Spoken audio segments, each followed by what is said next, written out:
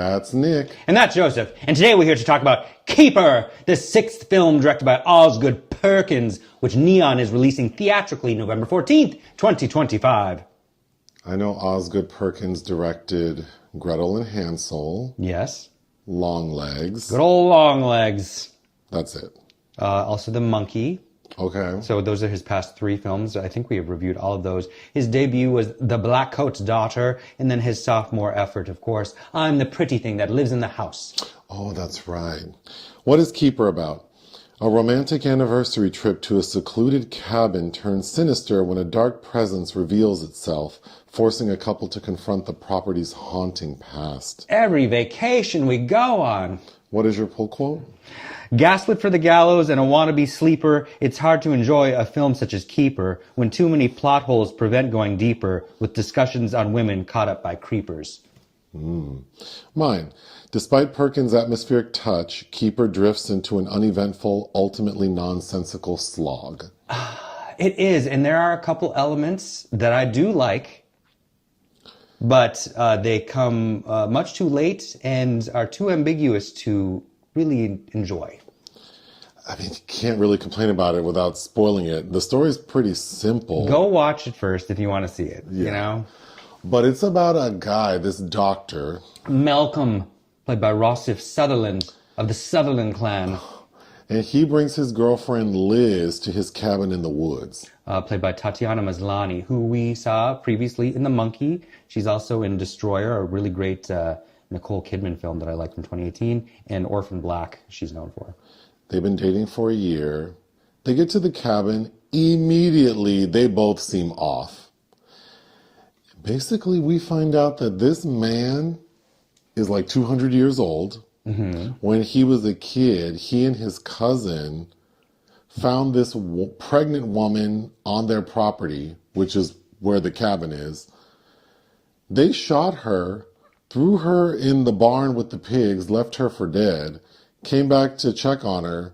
She had had babies, but they're clearly not like human babies. Like a litter of babies. And we find out that these creatures have been keeping the doctor and his cousin alive. They have cabins like across from each other. And these are like luxury cabins.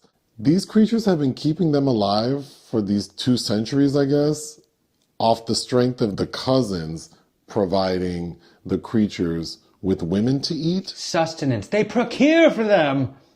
But Liz, which I thought was ridiculous, apparently looks exactly like the woman who they shot 200 years ago. Yes. But they're no relation.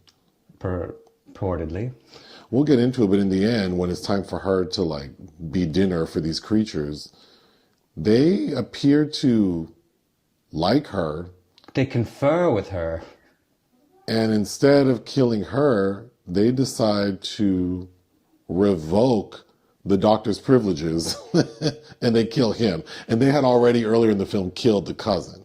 Yes.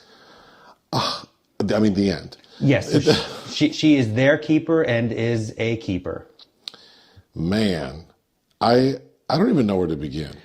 I think there are some interesting subtexts. So Perkins didn't write this. This is based on a script by Nick Lepard, who wrote Dangerous Animals, which we also reviewed earlier this year. Oh. The serial killing shark movie. Oh, which I did enjoy. Jay Courtney. Well, yeah, and that's a much more simpler mechanism. I think there are interesting subtext here. I wonder what a woman might have done with polishing up the screenplay and making some of those subtexts make more sense. Okay, what did I like? How the film looks. Mm-hmm. Jeremy Cox is the DP who worked on several other productions for Perkins. The creatures look really cool. The creatures look fantastic. They are so formidably creepy. By the time we actually get there, I loved it. But it's just kind of contained in that moment. We get one glimpse of one a little earlier, which looked really cool and was promising, but then that goes nowhere. Mm-hmm. When we finally do see them full on, it's exciting, but it takes over an hour to get there. It is, and then it you end up asking more questions based on how the creatures are dressed and who's keeping that up for them.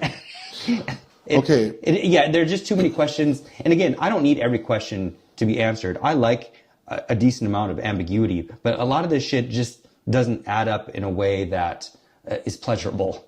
Speaking of dress, when Liz is first preparing to go on the trip, we see her on the phone with her best homegirl. Maggie, is that her name? And her friend is clocking what's happening. Like, we're not getting any background, but I got the sense based on how the friend's talking that she thinks it's suspicious that maybe like after a year, now he wants to take you on this weekend trip to a cabin in the woods. Her friend is saying that basically, you're a side piece, bitch.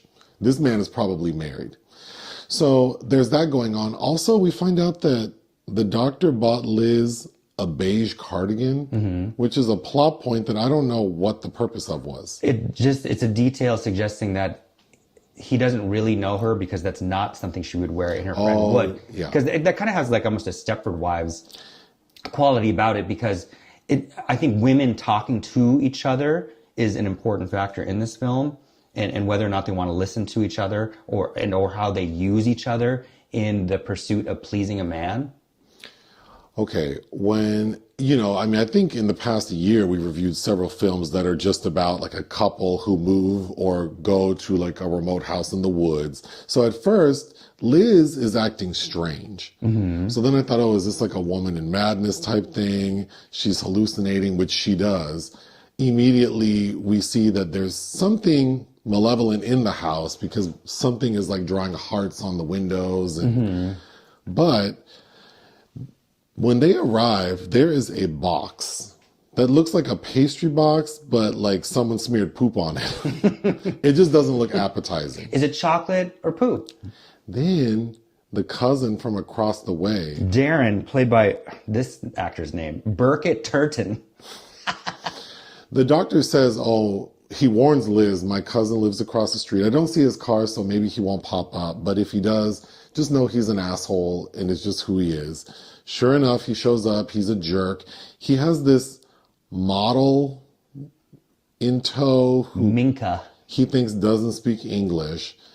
And she's sitting there and you think initially like, oh, has she been drugged? And finally, when the two cousins leave to go have a private conversation, Liz asks the model, are you okay? And she looks over at that pastry box and says, it tastes like shit. So a little later, the cousin leaves with his model. Liz gets frisky with the doctor. And right as they're about to get down to business, he goes, oh, wait, hold on. We got to have that cake. We got to have some of this cake, which is like, all of this feels so strange. Well, it's like what is the shake that Ruth Gordon keeps bringing over in Rosemary's Baby? Here's Right. your mousse, the tannis root. And Liz says, I don't want cake right now. I want you. And then he opens the box and it's a really beautiful, which we need to get back to, chocolate cake. And she says, well, I don't eat chocolate. Oh, since when? Since forever. I don't like beige, and I don't like chocolate. So I guess that makes sense with the beige cardigan. But then I'm still confused. We'll get back to it. But he cuts her a piece. Eat this cake. Puts it in front of her like Ike did Tina. And this lady eats the cake. I was so confused. She eats the whole like, I could see, you're at the beginning of a relationship. You both want to please one another. That shit gets old real quick. I don't want to eat cake. And she eats that whole piece, which surprised me as well. It's not a big piece, but it's several mouthfuls. She eats the cake, then we see them in bed and she can't sleep. She gets up in the middle of the night, goes into the kitchen and is like drawn to the cake. She's in a swoon for it. Eats it with her hands in a really sort of grotesque way. It also looks like there's something in the cake that was difficult to discern. Almost like flesh. I thought it looked like strawberries, but... Oh, I thought it looked like a finger was in the cake. Either way, she devours the cake. And the next day is acting really strange and is like, 'cause she's an artist and she's sketching visions of women that she's seen that are the women we saw in the opening montage of the film, which we should get back to as well. Well, and if you've seen the trailer, you see all these women, but the doctor tells Liz, oh, something came up. I have a patient, says her name, says she's in a medically induced coma. Portnoy, because it's... And of course, I was like, HIPAA violation. Why are you telling her complaint. this? But he says, I have to go into the office. For real? You're going to leave me in this cabin? I'm so sorry to do it, but I have to go. I'll be back 6, 7 at the latest. And I feel like now we can get to the opening montage, because if you didn't watch the trailer, I knew immediately from the opening montage seeing all these women, because one of the women is clearly from like the 50s. I immediately thought, oh, whatever man is in this movie has probably lived through like these generations. Well, it's like the vintage version of Smack My Bitch Up. But it was promising to me because it's also plays to a favorite of mine, Love is Strange by Mickey and Sylvia, which is I was introduced to on the Dirty Dancing soundtrack as a child. And we see the women screaming, so I assume that he's sacrificing them and that's how he's able to stay alive. Mm-hmm. Yeah, you already know that it's something in that vein, for sure. But on the day that the doctor's gone, weird things starts happening. She's seeing things. There's a moment when it appears that she has just started her period maybe and bleeds on the couch. The cousin comes over unannounced and is acting weird. She tries to call her friend and the phone's acting weird, which we also need to get back to these creatures and what kind of powers they have. But when the doctor returns after not picking up her phone calls, he's all happy, and when he sees her, he seems surprised. So that's when you realize, oh, she was probably supposed to die. Well, and also in that interim, we see the cousin Darren get murdered in the house by something, and his corpse goes somewhere. Let's talk about the creatures. I don't understand. What is the rhyme or reason? How did he know these creatures would keep him alive? What's the agreement they have? At one point, the doctor says, oh, we have to feed them when they start to get hungry and their howls disturb the neighbors. But isn't there an easier way to feed them? He has to date a woman for a year to get her ass out here. Can't you just bring some rough trade out there and throw her to the wolves? Also, like, she has friends and family that know where she is and they can ping her cell phone. There's just all of these things that don't make any sense. Well, also, if it's been 200 years and we only see like 5 women, so they only feed like every so many decades. I'm confused because also the creatures are not just like these random grotesque things in the walls. They have accoutrement. They have little outfits. They have headwear. Yeah. Who's replacing that tool? They have like a setup in the attic, I guess. I don't know where they're stationed, but they have stuff. So I don't understand if they're feeding because they're hungry or they're feeding like they need a new soul every few decades. And then, you know, up until we get an analogy about a fish. Right. That I think is important to what's going on in the undercurrents of this film as well. But before that, we get a lot of imagery. We get the river, this babbling brook transposed upon the sleeping body of Liz. There's this dead fish that we keep returning to, that they eat for dinner. In the movie poster, the 2 leads have what look like fish eyes. Yes. In the end, Liz has fish eyes. This could have been called Liz and Dick. But yeah, so he tells her the story when he kind of reveals to Osgood Perkins, like with Longlegs, if you remember in the end of that film, this long bout of exposition to kind of get to where we're going and then poop it out. Well, the doctor kind of does that, except he says, I don't know what these creatures are. He tells the full story, like, me and my asshole cousin shot this pregnant woman who was just dancing in the stream, threw her in the barn. She clearly delivered something, but it wasn't human. And then they basically promised us immortality. How? They were infants. And well, and then the analogy about the fish is like, oh, the fisherman who catches the fish that says, please throw me back in the stream. I'll grant you 3 wishes. But can the fish really grant 3 wishes? Or can it not because it's just a fish? And I think all this, subtext about, you know, when dating even another fish in the sea, and maybe that's what Liz is supposed to be, this fish that's not really a fish. Okay, then the doctor tells Liz, oh, I knew you were special because most women, they eat 1 slice of the cake and it knocks them out. But she ate that cake at night, and he left the next day because we find out that he really did not go to the hospital to check on Miss Portnoy. He didn't want to be in the house when she got killed. I'm very confused. What was in that cake that 1 piece would knock her out the following day? But the whole thing would keep her But up. then because she ate the entire cake, he says, oh, like you didn't get knocked out. So I don't know what kind of pharmacology that is. Also, who's baking the cake? Where'd that damn cake come from? Those are beautiful cakes. They're professionally made cakes. Magnolia Bakery. The doctor says, oh, the caretaker makes it. But then at the point when we see a second cake, because Liz feeds the cake to the doctor. And I don't know why they need to do that, because they just dunk his head in that bloody honey. They immediately kill him. Why does he need to have the cake?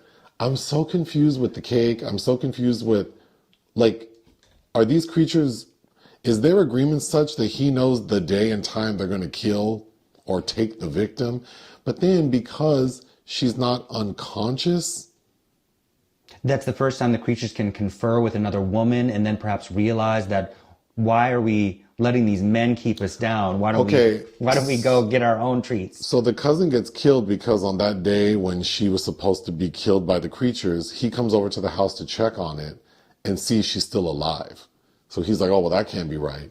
So he forces his way in, and then it looks like he's going to try to kill her. Again, I'm confused, like, because they're, like, are these creatures eating the women? I don't know. Because when we see the creatures, they look like an amalgamation of the women. Mm-hmm. So then it's like, do they just consume their bodies to all be one? But the creatures kill the cousin. So does that mean that the creatures knew already that they liked Liz? Apparently. And they wanted to protect her? They wanted to preserve her, yeah. Why? And then, because she looks like their mother? Also, they can kill things without them being asleep. Right. I don't know. There's just so many things. Because they killed the model out in the woods. She's fully standing by a tree, and they just grab her and eat her. And we already know she had the cake because she knew how it tasted. Like all the details are so. Yeah, she had the cake and she wasn't unconscious. All the details are so contradictory in this. The devil's in the details, I think, with this one, and that's why it does not work for me. I agree. I mean, there are elements that are chilling. I mean, what those boys do to the pregnant woman. That's upsetting. That was giving me Lucky McKee's The Woman. It's upsetting, yeah. And then, of course, was that earlier this year when Companion came out? Where Companion was technological, this is supernatural, but it really, ostensibly, that film is doing the same thing as this one is.